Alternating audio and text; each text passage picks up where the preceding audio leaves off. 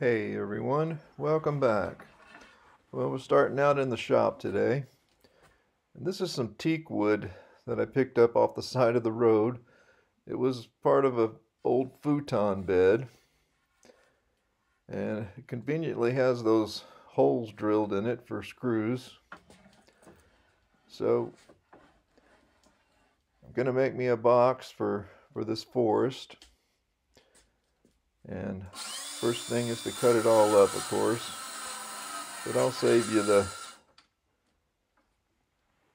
nailing and everything. Here's what I ended up with. This box is about 21 inches long by 15 inches. And I've got a piece of Mirandy on the bottom of it. And then I ripped some of the teak wood in half to make feet on it. So this is going to be the box that I make this spruce forest in. So let's head to the greenhouse.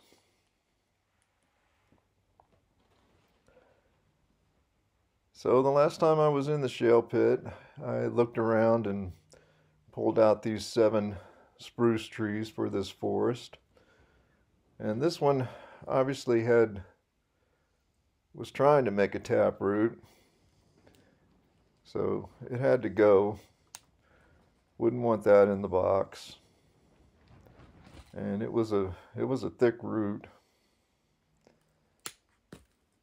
So that gets it down to a good size to go in my box here.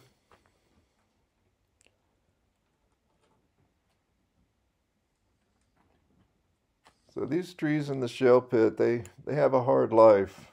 In the springtime here, we always have spring rain, and they basically are flooded with water in the spring. So it stimulates them to make all this growth on them. And by summertime, we get into the 18-hour days, and it usually stops raining. And they just get pounded with sun all day, and there's no mulch for them or anything. They're just growing in rocks, so they all start to suffer, and as a result they end up with a lot of dead wood on them. So the first thing on all these trees is to clean all that up. I love the way the smooth trunks look on them.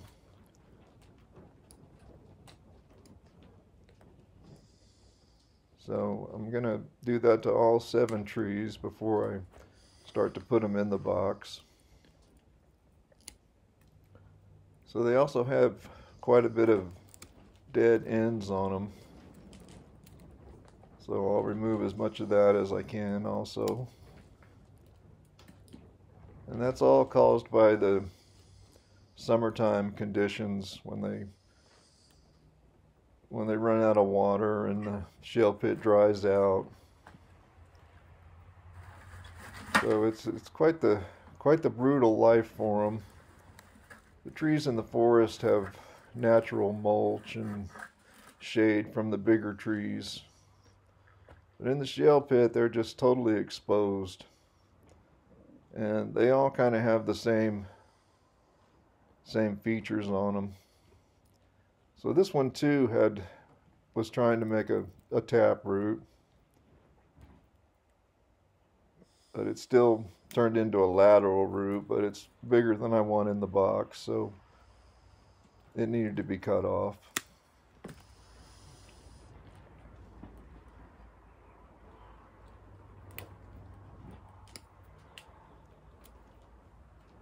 And they always have lots of low suckers on them.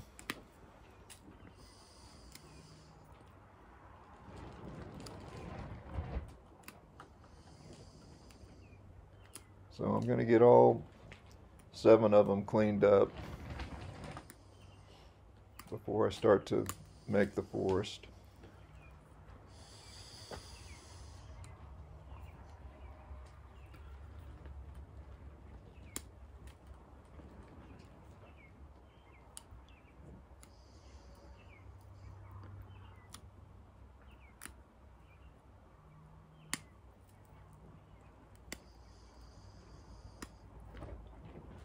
having a very wet time here right now, and these 7 trees, they stayed in a bucket outside and got rained on all night, so they're all just full of water. So it's just the perfect time to do this work on them.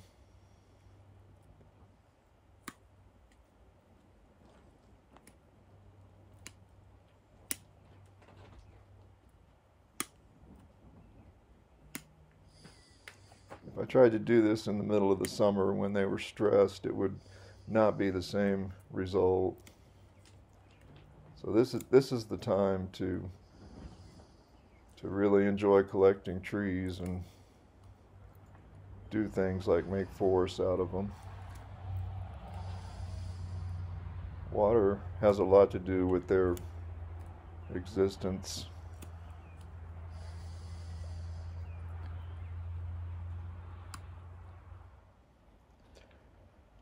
So there's my 7 trees, all trimmed up, and I'm ready to get them situated in my box.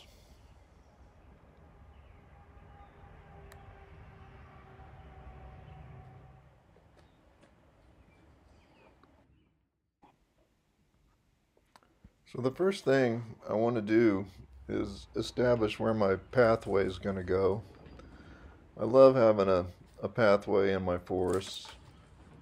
So I'll just put some soil where that path's going to be, so I won't end up planting a tree in that area.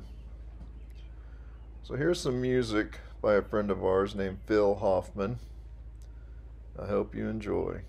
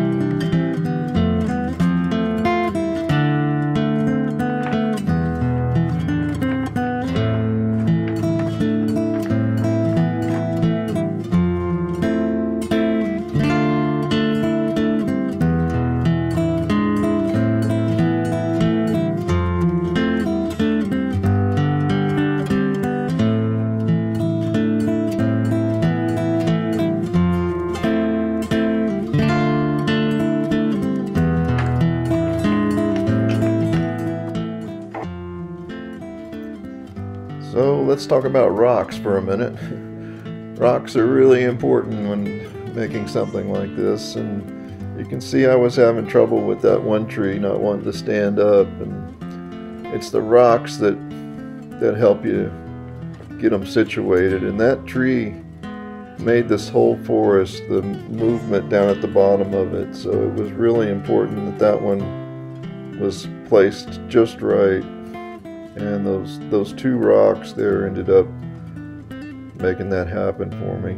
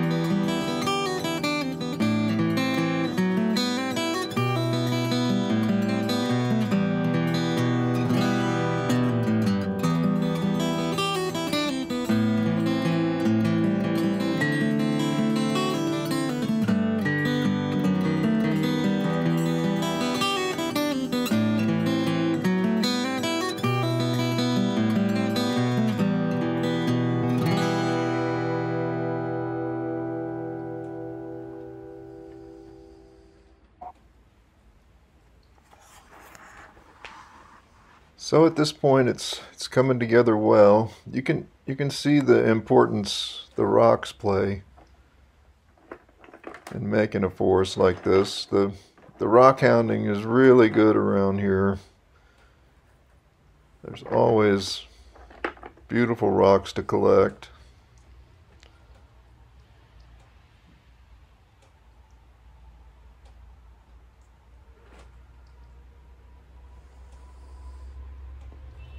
So that one there is going to finish out that side of the pathway. I always like to line the pathways with rocks.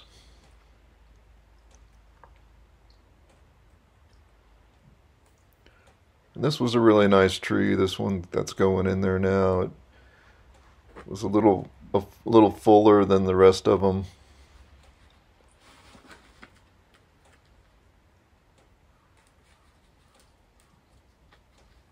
Really helped with the composition.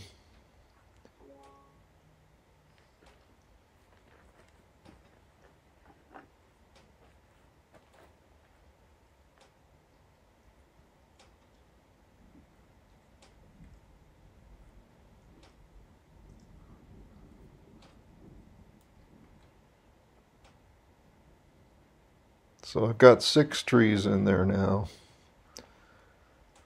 And there's just one more to go, and it's going to go back in that left-hand corner.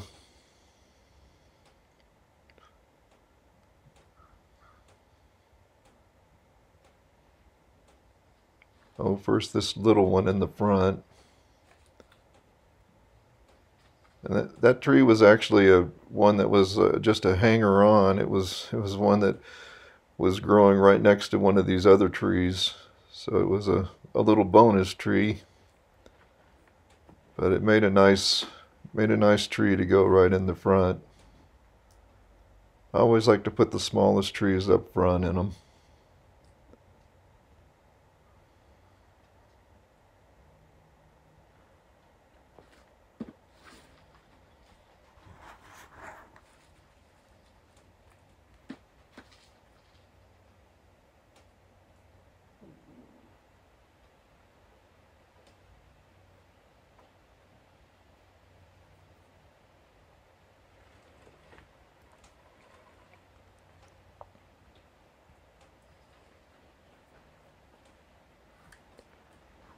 So now I'm going to go for that back corner and put my last tree in there.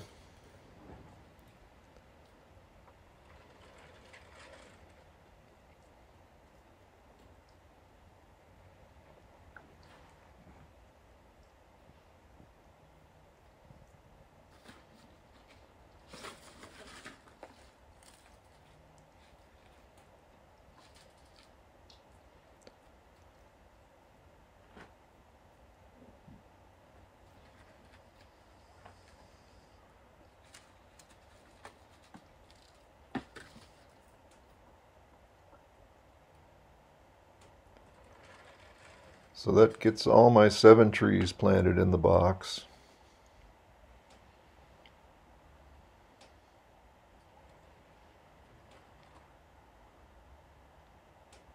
Really happy with the way this one's coming out.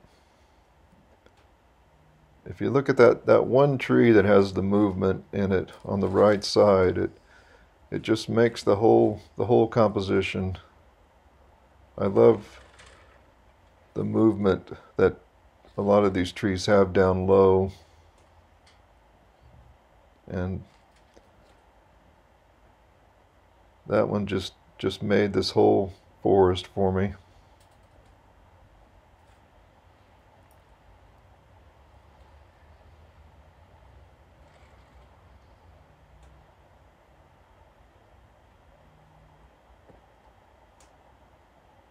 So before I put any moss on here, I want to make sure that everything is full of soil everywhere, because once the moss goes on there, I can't add any more soil to it. So it's really important at this point to look for low spots and push it all down, and look for places where I can add more soil to it. Because once that moss is on there, I want the moss to stay and bond with the whole, develop right along with the trees. So I want to go through the whole thing and make sure that I've got enough soil everywhere.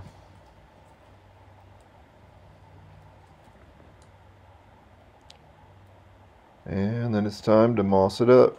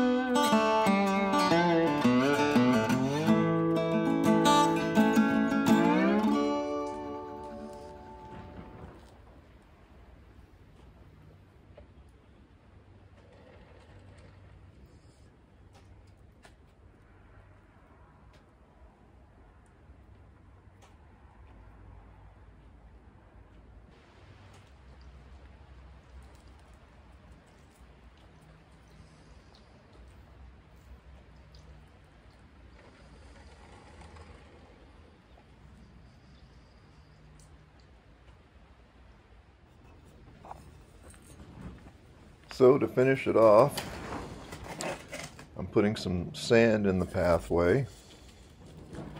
I love the contrast of the color of the sand and the green of the moss. Really finishes it off nice.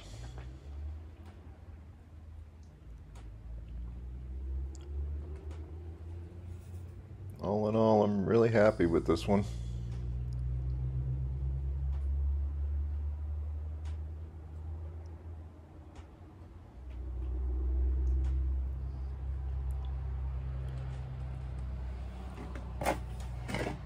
So we are in this extended rain event, and we're getting that kind of rain where we have no wind with it. So it's a real opportunity to put this one outside for the night.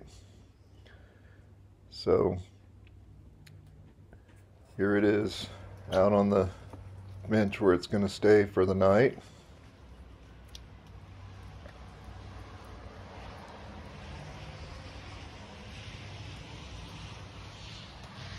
Really happy with the way this one came out. I'll definitely be making more boxes with the teak wood. It's a great wood to use in a wet situation. So here it is after 24 hours of non-stop rain. It rained all night, and they are definitely happy trees. Hope everyone's having a great bonsai day, and I'll see you next time on Bonsai by the Sea.